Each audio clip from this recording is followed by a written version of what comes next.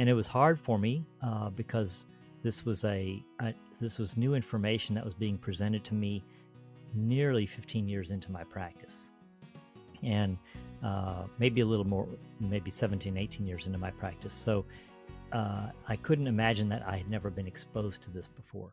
This is the Healthy Lifestyle Solutions podcast, and I'm your host, Maya Acosta. If you're willing to go with me, together we can discover how simple lifestyle choices can help improve our quality of life.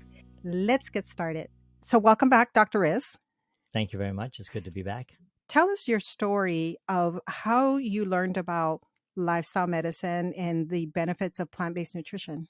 I went into vascular surgery because there's a lot of satisfaction in making a therapeutic intervention in someone's life and improving their life.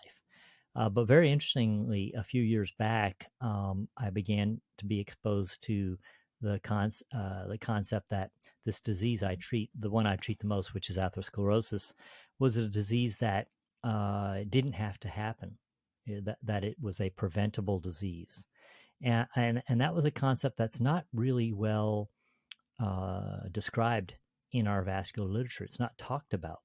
When we go and train to become vascular surgeons, we just assume we have this disease, and now we're learning how to treat it.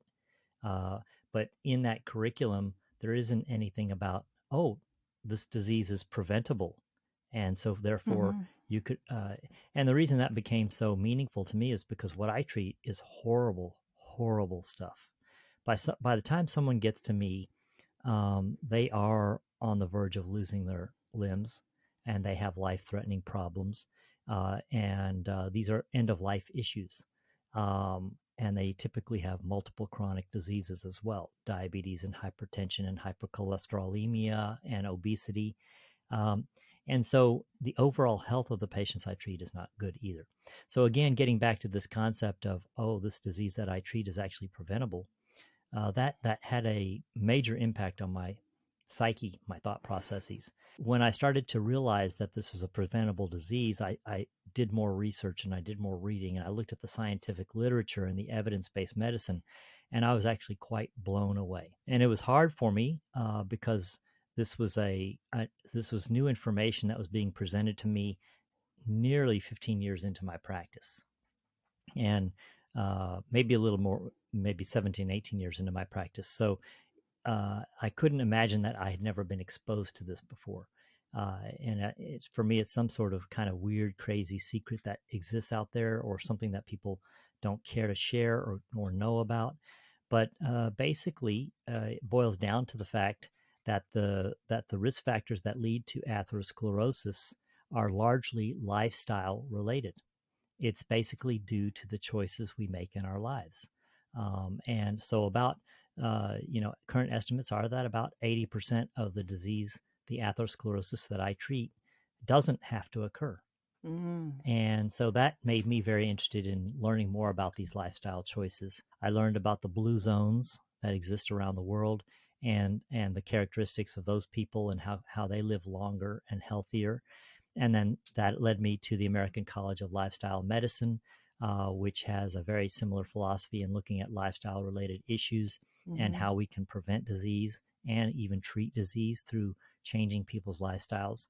And that had such a profound impact on me that I went and got board certified. I went and studied and learned, and then got board certified in lifestyle medicine by the board of American Board of Lifestyle Medicine. And so now today, I incorporate lifestyle changes as a significant component as what I teach my patients. And you might call these risk factors. And so, yes, I'd always taught risk factor modification to my patients. I really think that's an important part. When our patients come, we don't just operate on them and send them on their merry ways, because if they don't change what they're doing, the disease isn't going to change either. They're just going to be back. And my patients, I would, you might call them repeat offenders, because they come back over and over again, and they're on my operating table over and over again. And so by teaching them these risk factor modifications or lifestyle modifications, we're hoping to improve their lifestyles, improve their health, and reduce their chances of coming back. Hmm. And very specifically, one of the most important aspects of these lifestyle changes is nutrition. And so that's where I make a lot of my focus.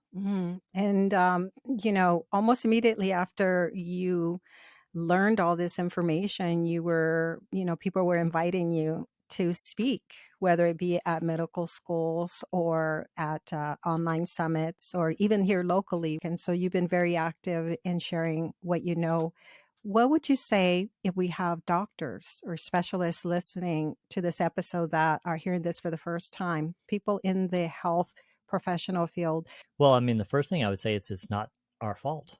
Okay, we are taught when we go to medical school, we're taught according to a certain model, and we're taught this Western model of medicine, and it's an acute care model of medicine, and it developed over 100 years ago. Where at that time, when medicine was evolving and improving, we were developing methods to treat acute problems.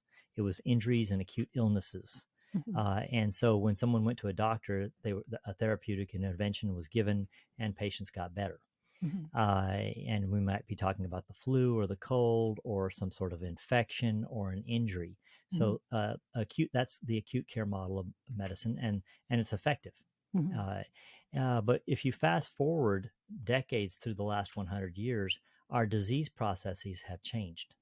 Okay, and so now uh, diabetes is rampant, hypertension is rampant, hypercholesterolemia is rampant, atherosclerosis is rampant, and these weren't the diseases that model was designed to treat.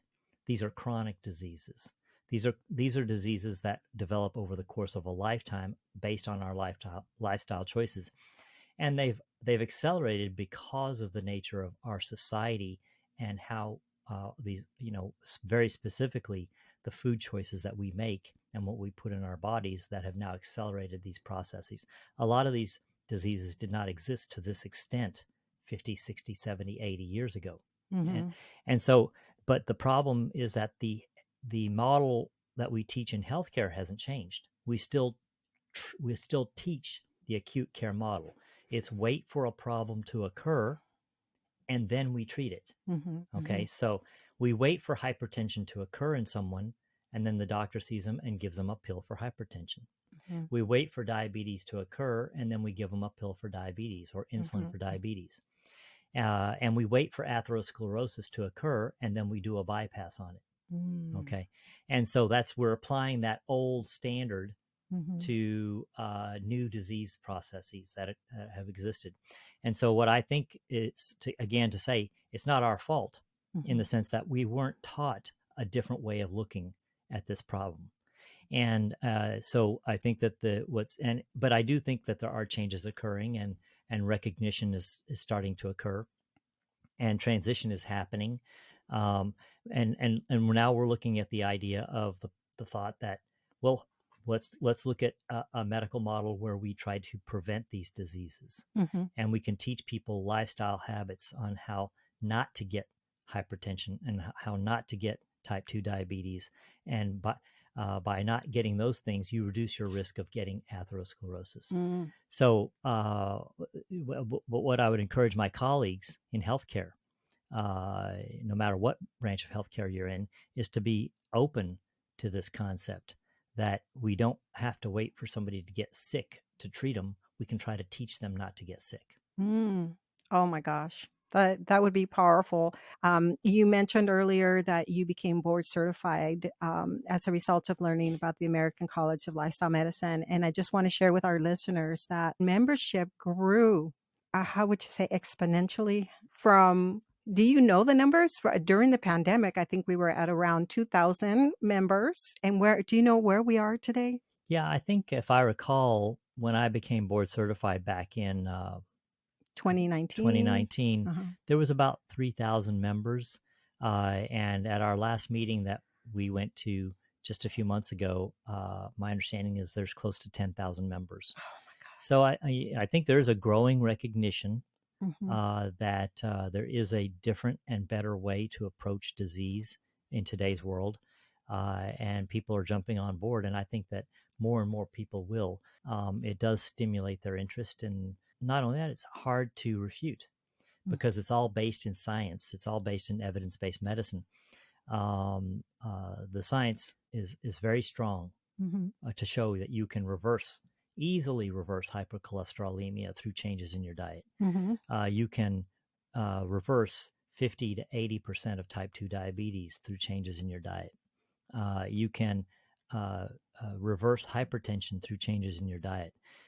It's my personal belief that the salt in our diet is responsible for 50% of the hypertension in the United States today. Mm-hmm.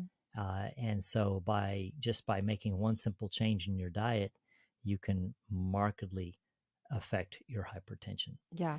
And so, I mean, what I would say though too is that there's a place for Western medicine in managing these diseases. But remember, if you're taking a pill for diabetes and taking a pill for your cholesterol and taking a pill for your hypertension, you're just managing those diseases. You still Mm-hmm. have them, okay, and you're still going to experience the ill effects of those diseases at some point down the road. But by making lifestyle changes and eliminating those diseases, it creates a different trajectory of your life. Yeah. Oh my gosh, it's so powerful. And I'm just so grateful that so many more specialists have jumped on board. I like that you're reiterating that the power lies in our hands. And even if we don't have specialists like yourself on board encouraging us to live this way, at least we are now receiving the tools ourselves so that we can take care of our health. You are what you eat is a very common term I use. And so you can take control of your own health by making healthier choices.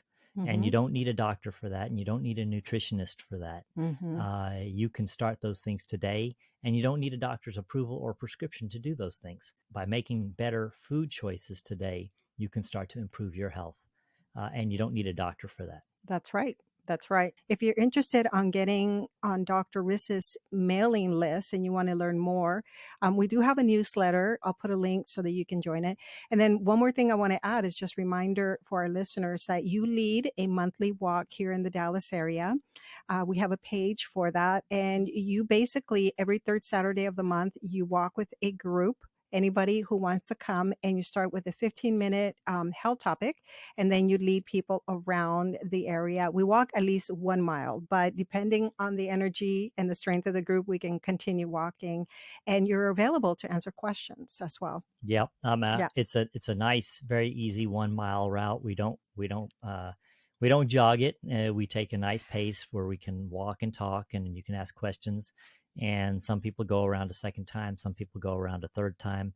And there's been interest from my colleagues. We have an orthopedic surgeon who wants to join us. We have registered dietitians who join us.